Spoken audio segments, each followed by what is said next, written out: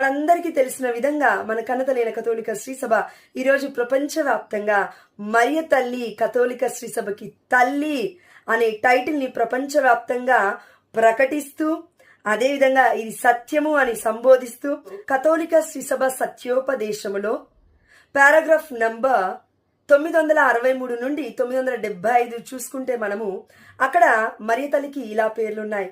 మరియ తల్లి దేవుడి తల్లి అని, మరియ తల్లి శ్రీసభకి తల్లి అని, మరియ తల్లి క్రీస్తుని తల్లి, యేసుని తల్లి అని మనం చూస్తూ ఉన్నాము. లూకాసు వార్త 1వ అధ్యాయం 43వ వచనంలో మనం చూస్తూ ఉన్నాము.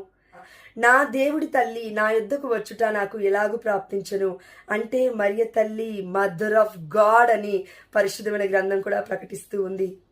ఇంకొన్ని అంశాలు మనం చూస్తే లోతుగా మార్చ్ నెల 3వ తారీఖున 2018వ సంవత్సరంలో మరియ తల్లి కథోలిక శ్రీసభకి తల్లిగా, మదర్ ఆఫ్ గాడ్, దేవుడి తల్లిగా మనం అందరం కూడా కొనియాడాలి అని పోప్ ఫ్రాన్సిస్ గారు ప్రపంచవ్యాప్తంగా ప్రకటించినారు.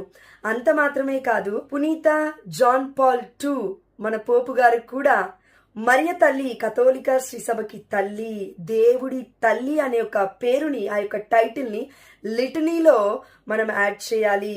మనము ప్రతిరోజు కూడా మరియ తల్లికున్న ఈ యొక్క అమూల్యమైన పేరుని ధ్యానించాలి అని 1980వ సంవత్సరంలో ప్రకటించినారు. మీకును మీ కుటుంబ సభ్యులందరికీ కూడా మీ అందరికీ మరియ తల్లి కథోలిక శ్రీసభకి తల్లి, మనందరికీ తల్లి అని పండుగ శుభాకాంక్షలు తెలియజేస్తూ, మన కుటుంబాల రాజ్ఞి అయిన మన మరియ తల్లి మన కుటుంబాల కోసం ప్రార్థిస్తూనే ఉంటుందనే విశ్వాసాన్ని మనలో బలపరుస్తుంది మన కథోలిక శ్రీసభ.